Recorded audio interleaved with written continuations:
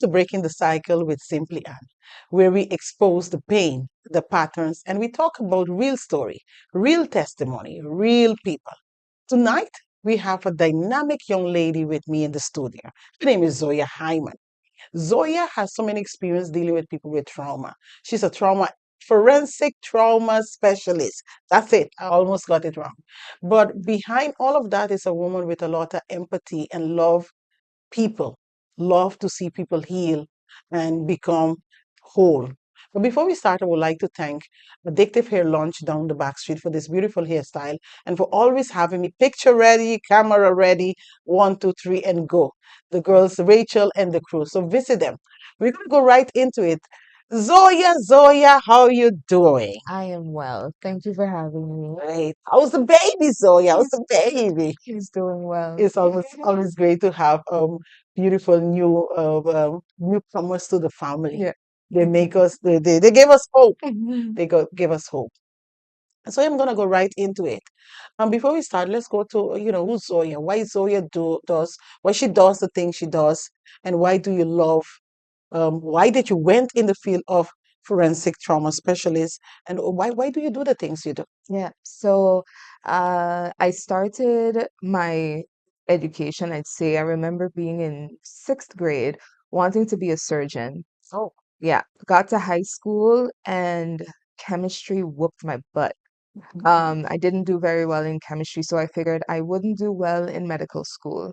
So when I was applying for college, I was kind of trying to figure out, okay, where do I go? Where do I go?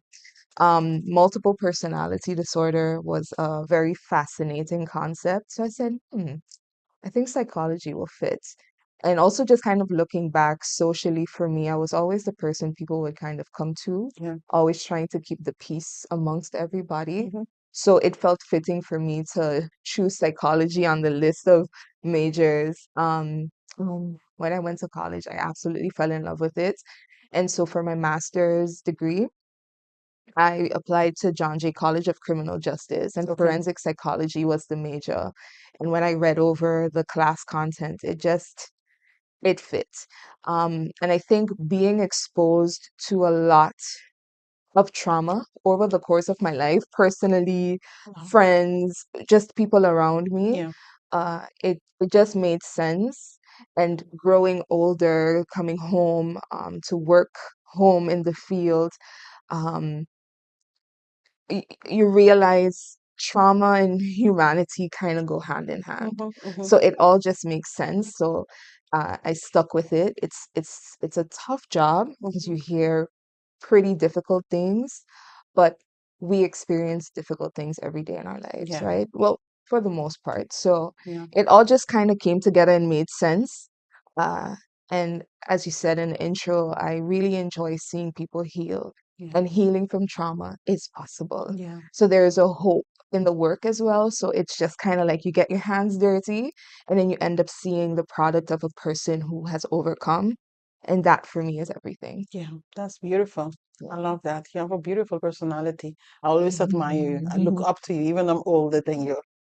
Based on your perspective, why do you think that trauma is not an individual problem, but a social community problem? Mhm. I think so because while we are all individual people, we are all interconnected. So you have one family, Hmm. we have Zoya, we have Anne, Yeah, but we are sisters, we're daughters, we're that's aunts, right. granddaughters, and there is a interaction that happens between people. Hmm. So if within my family unit at home, the family I was born to, I'm traumatized, as an individual, I go back out into the world on my job, and then I'm interacting with those people on my job. And based on what trauma has potentially done to me, I can take that out on those people. Yeah, yeah. When maybe even as simple as in traffic, right? Sometimes you're in traffic and you're getting triggered because people doing stupidness on the road. You can end up driving crazy or lashing Yeah, out, yeah, or yeah. you you go government building and Mm. maybe Not a sometimes government people don't have a building. good day. Mhm. They're dealing with their stuff at home and then they come and they have to deal with the St. Martin population, which can be a hard task. And then those interactions become flooded with triggers and Yeah. trauma as well. So Mm-hmm. while we're individual and what has happened to me, we interact with each other in the world, and those interactions, our trauma can bleed into them. Yeah, yeah, yeah, yeah, yeah. And we go and afflict because of our pain, now we go and just keep lashing and keep Yep, lashing yep. and pass it on. Because when we really think of what trauma is, maybe as a definition, it takes a whole person, right? Can I take this cup? Yeah. So this is a ceramic mug and it's whole right now. But imagine I dropped it. Mm-hmm. What would happen? Mm-hmm. Scattered in It would pieces. break into how many pieces? Yeah. That's the representation of trauma. Mm-hmm. So this person now who was whole is no longer that way. So they have a lot of sharp edges, a lot of Oh, pieces wow. to I them. love that. Yeah. And so sometimes you might have somebody trying to love you Mm. or trying to help you, Mm-hmm. and you end up cutting them because, They're right, you broken. maybe said the wrong thing to me. I never heard I was beautiful in my life, or I never heard a good thing, or I always heard that I was no good. And then you just come and might say the wrong thing to me when I'm kind of in that memory. And then I'm like, what are you talking to me for? I lash out on you.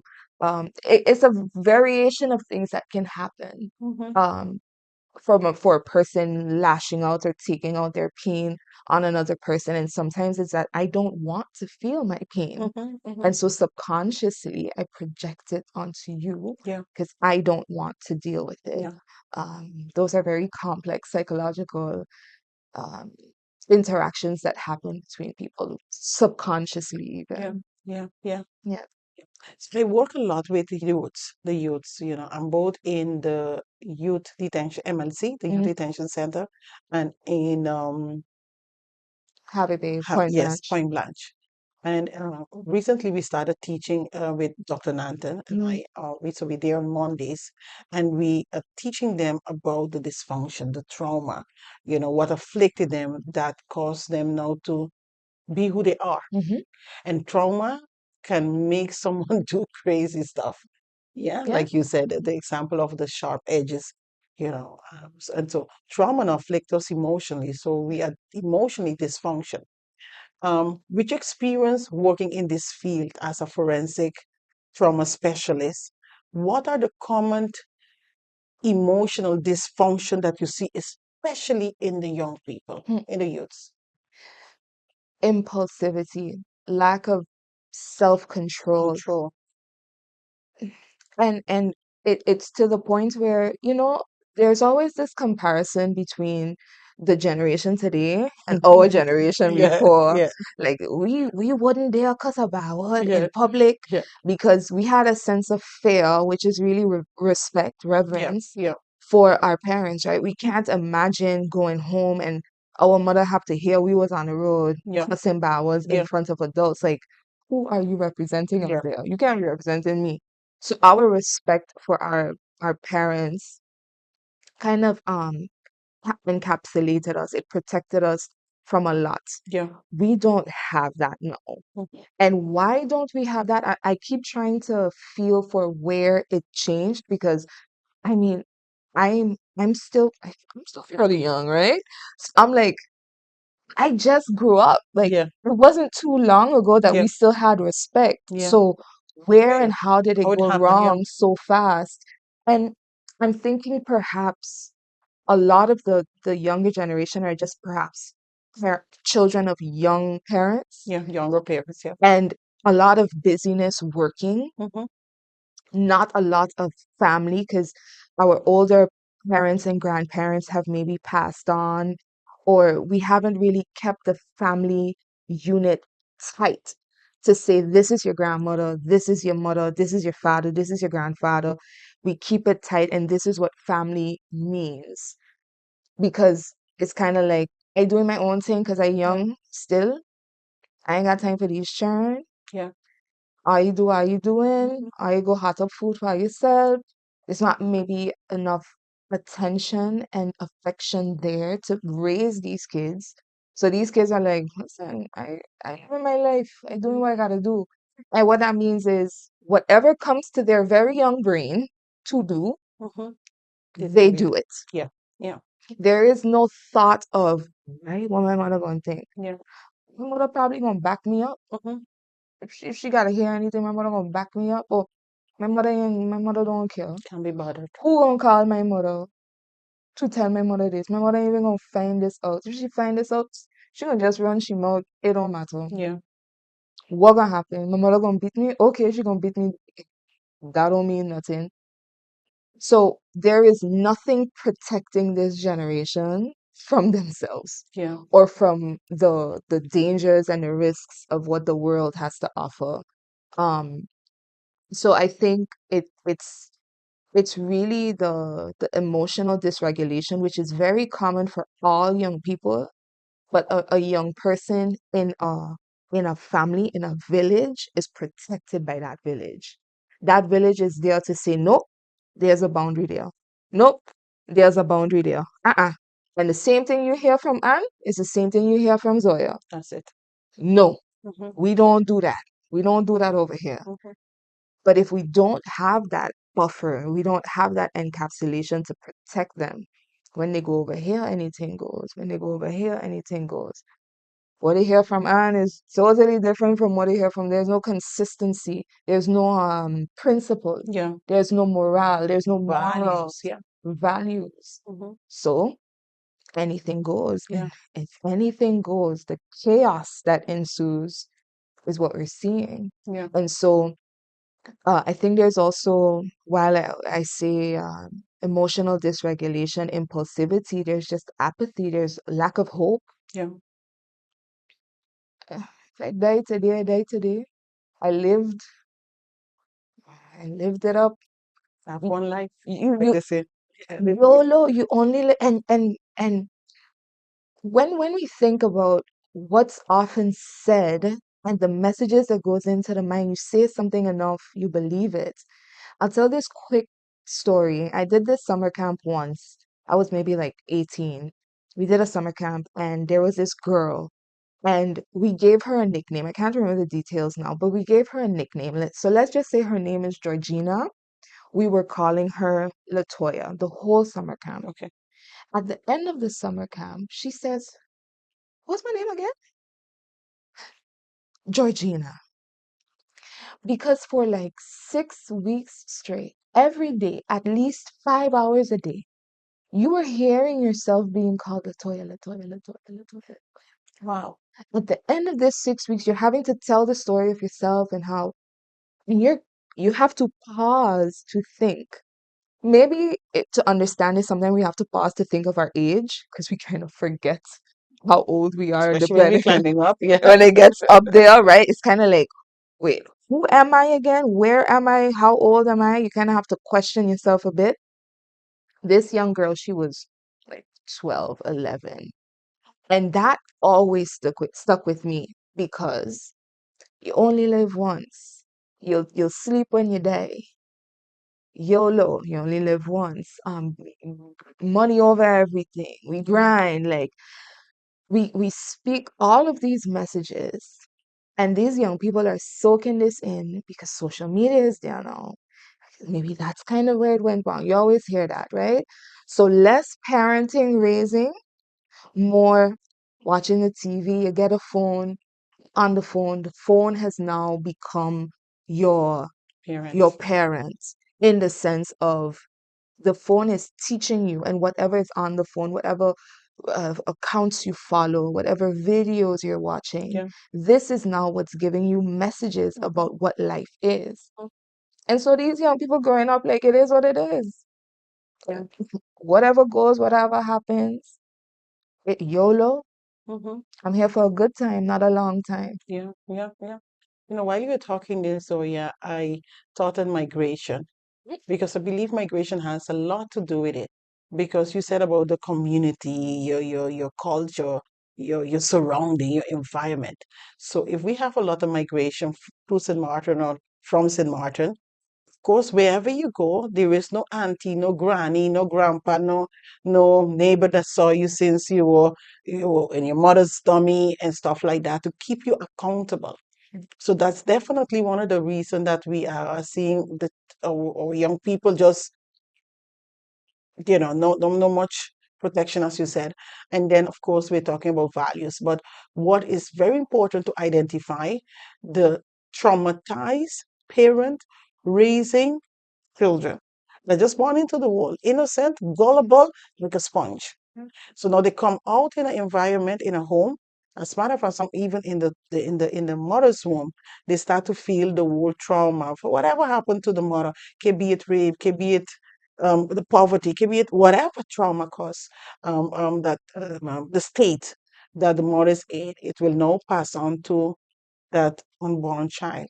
Yeah. Or no, the mother now is raising the children out of that trauma wounds, Yeah. because these wounds now, as you said, they're caught with, the scars, no scars, I mean, they've been caught with the broken ceramic glass. So now we have unhealed wounds, people with unhealed wounds in our everyday life, in our families, in our schools, in our workplace, in our government.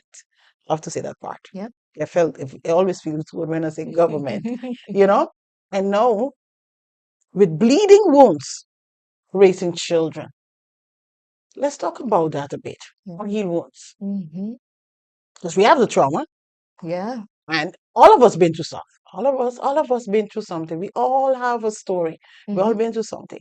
But it is important that we heal from it. Yeah. But if you keep walking around with the unhealed wounds, Mm-hmm. anytime somebody try to hold your hand where it's caught, let's go Pain. there a bit. Yeah. Yeah. It I think I think maybe we just look around, right? Mm. But this conversation is so big. It's like, where do we start to recognize our maybe our own wounds? Mm-hmm.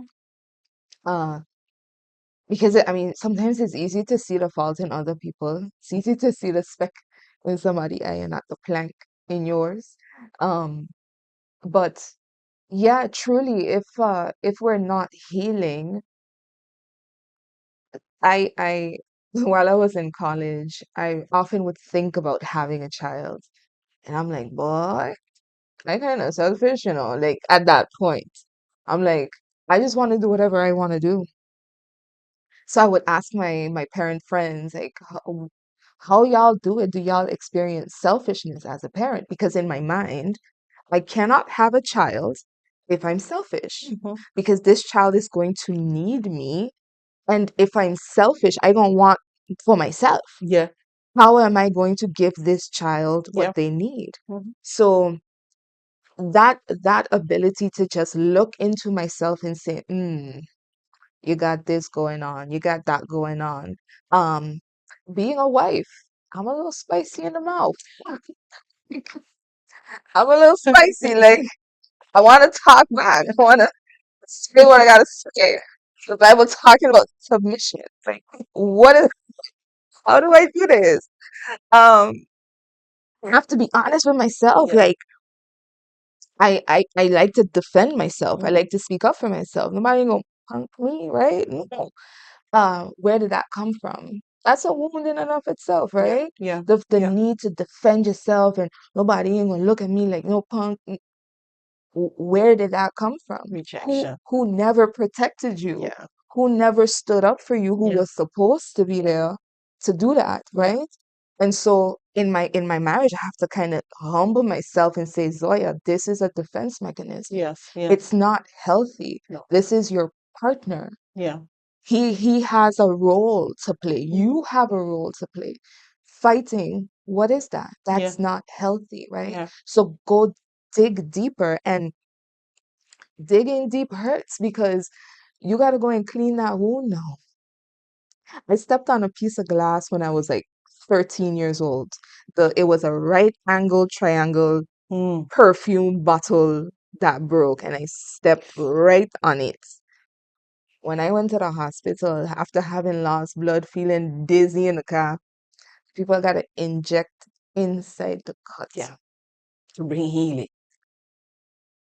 That hurt more than the cut itself. That hurt more than the whole process, Mm. right? You got to clean it up. Another analogy I like to use in my treatment is broken bone. A trauma is, or an unhealed wound is a bone that was broken Yeah. that did not heal properly. You 6 weeks into that unhealed, badly healed, broken bone, Yeah. you got to go back to the doctor. Doctor tell you got to re-break it. Oh. Oh, wow. Because if we don't, It's not healed. it's not going to heal properly. You're going Yeah. to have a bent up foot. Yeah. Yeah. You have to re-break the bone to restart. Now you 6 weeks, you've been dealing with this for Hoping 6 weeks it was already. finished. Yeah. Nah, you got to go back again. Wow. Start over again. But now you think about it. I'm 6 weeks in. I've been dealing with this. I don't want to deal with it no more. I have to re-break this bone to start this process again. Ask yourself, what's the alternative? All right, go the rest of your life with a bent up foot that potentially can be infected, Mm-hmm. and the problem can spread and become worse.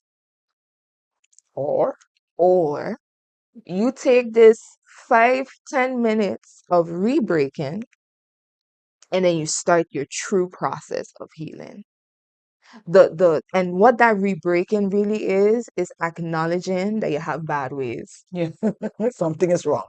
Acknowledging that there is something going wrong in your mental, in your mind, in your personality, in your speech, in your behavior, that you have to change.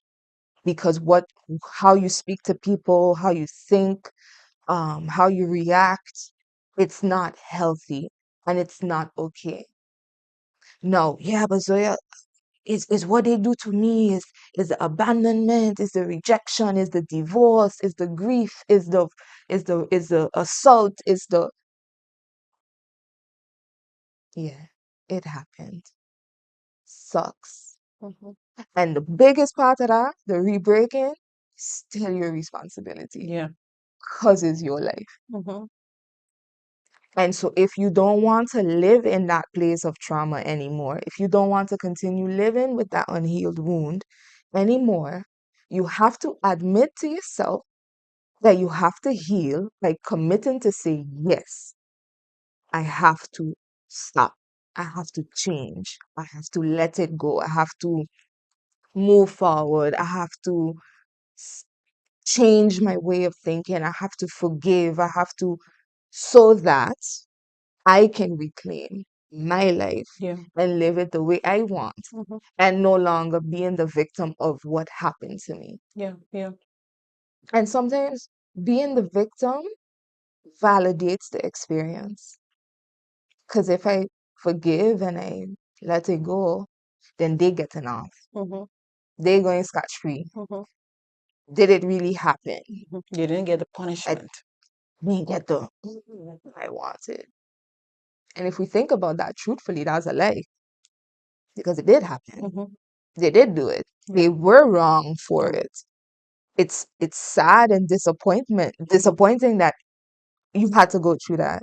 Yeah. And you gotta heal if you want uh, a content life.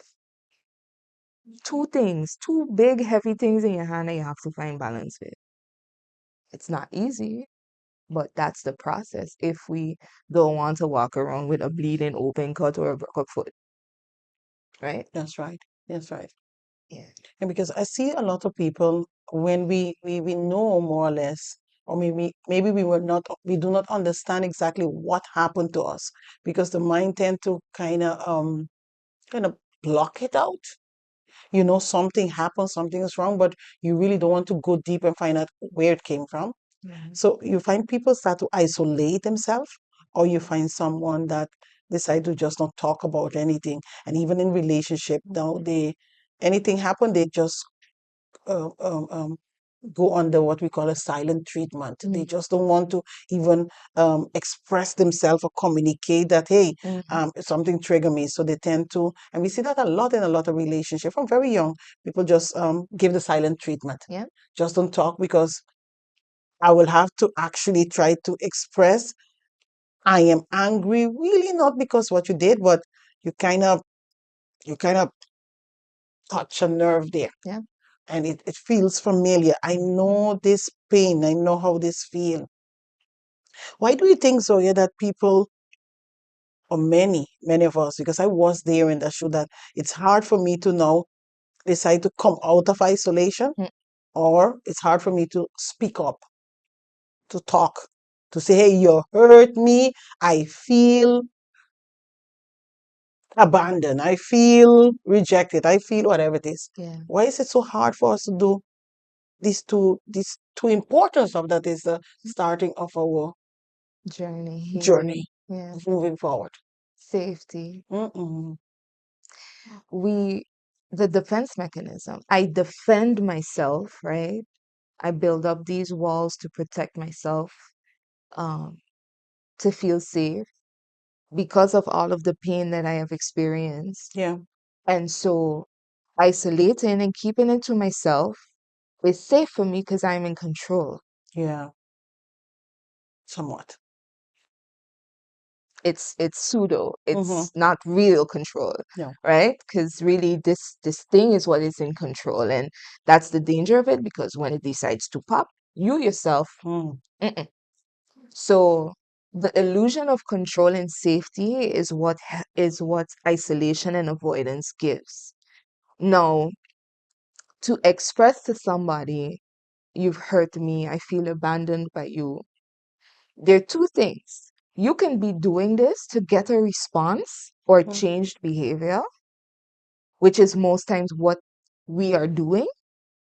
The second one is you are doing it for closure for your own self. Okay. That one is more mature though. We Mm. don't often see that one. That's emotional maturity. I am expressing this truth to release it, Mm-hmm. but I have no expectation of what comes back. We're going to get to that one. For the first one, for me to bare myself to you and be vulnerable with you Mm-hmm. and let you know that you've hurt me in this way, and then you're still disappointed. Oosh. I'd rather keep it to myself. That's a double whammy. That's Yeah. a Ooh. double combo. Yeah. Boom, Ooh. bam. Yeah. Yeah. So I will not risk Yes. that. Yeah. So I will stay, I'll stay closed Yes.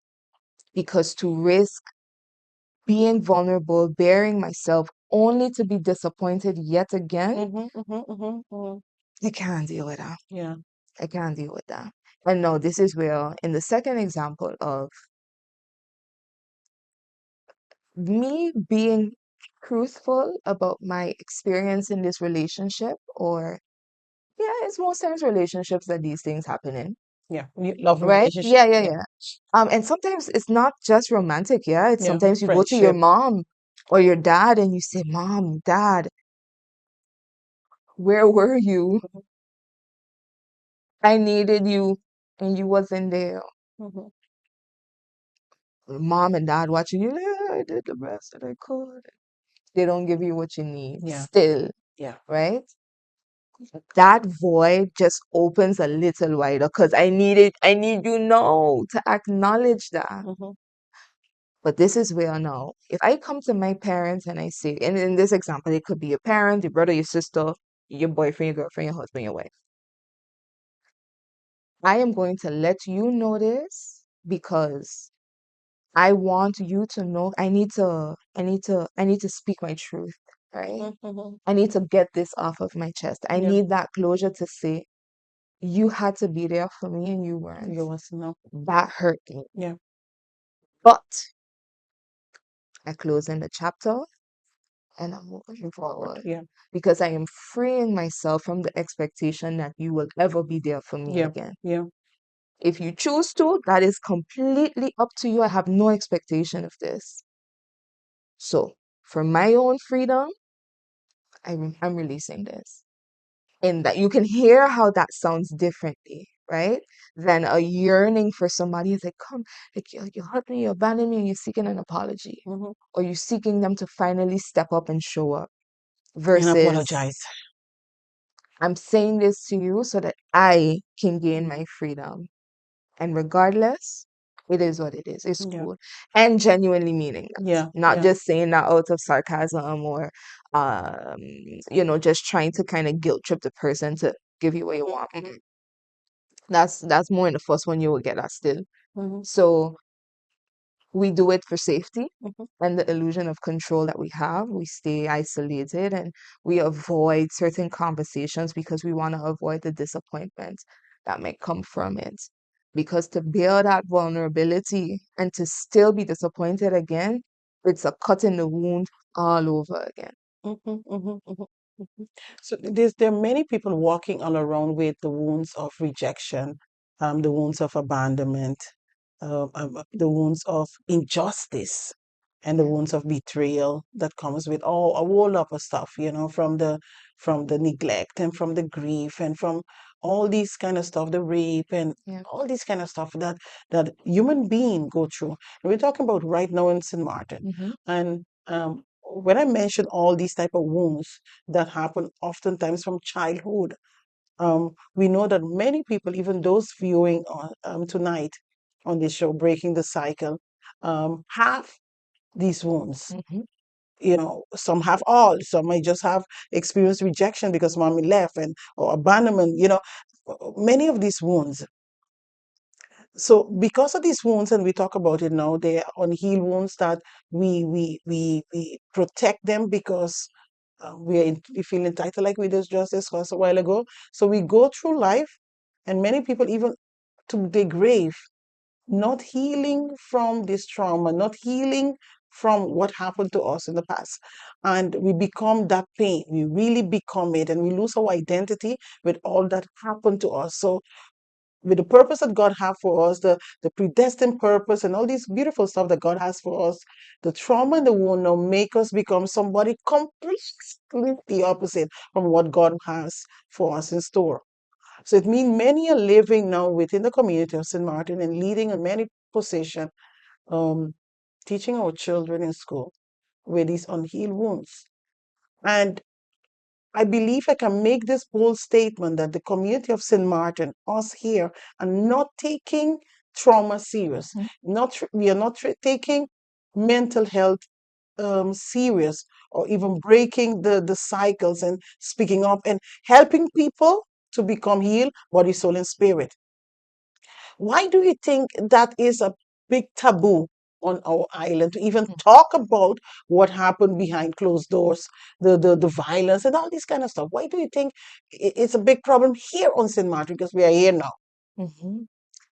I think because a lot of the perpetrators are the big dogs. Mm, And there is also a fair element associated with speaking up. We've had cases come up. It's like they inch out into the light and then quickly retreat again. We hear about cases of people in position sexually assaulting women, and then it goes quiet. There are several reasons why I think so.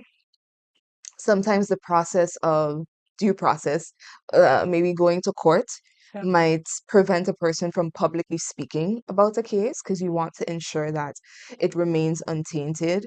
Um, Sometimes it might be settled privately to protect a reputation.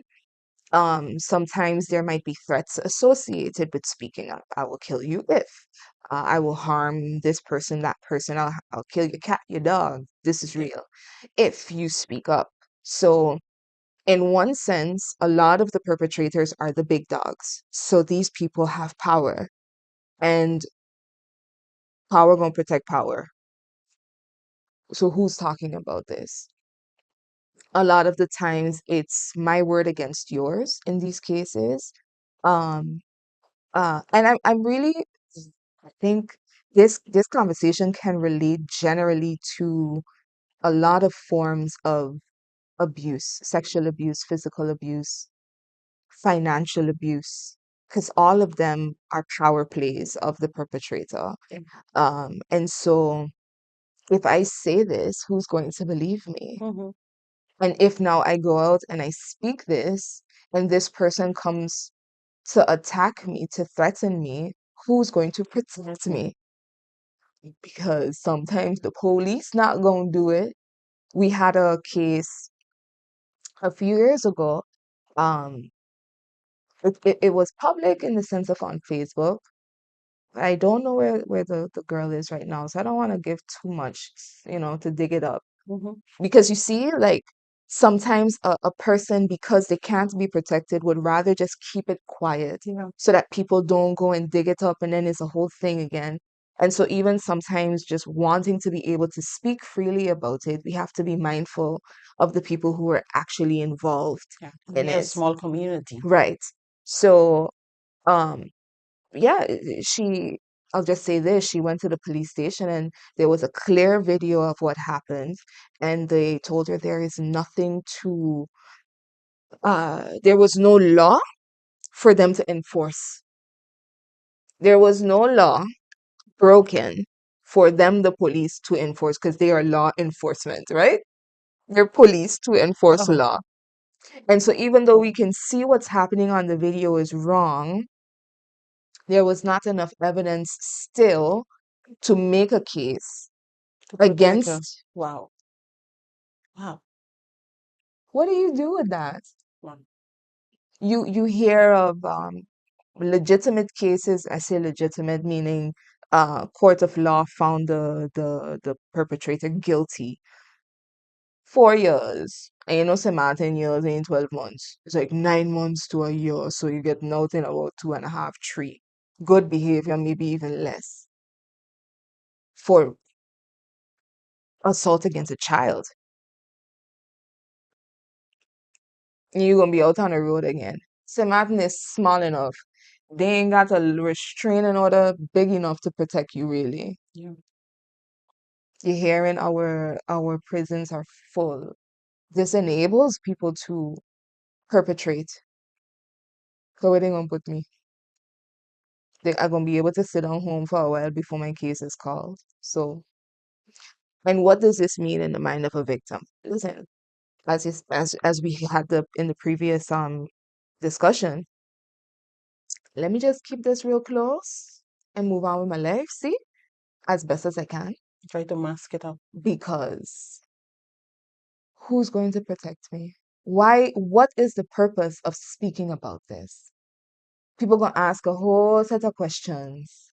What you was doing, what you was wearing, where you was. You did talk to him. Da-da, da-da-da. Now, sometimes those are legitimate questions because we are in a place in the world where we realize sometimes women lie.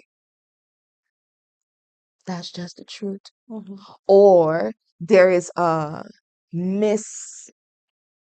misunderstanding of what happened, and a woman genuinely feels violated, and a man should have taken better care to question, are you good? Informed consent, like, you still with me? We good? Yeah. Yeah. So that there isn't a sense of, Took something from it. Yeah.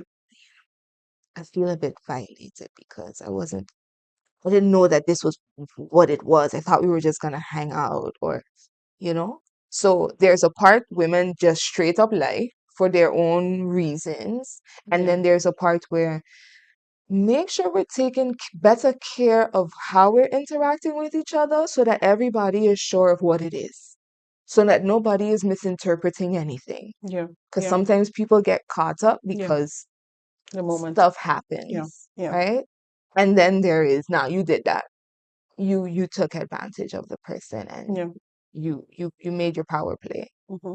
right? So it's a hard conversation because it's very naked, it's very vulnerable.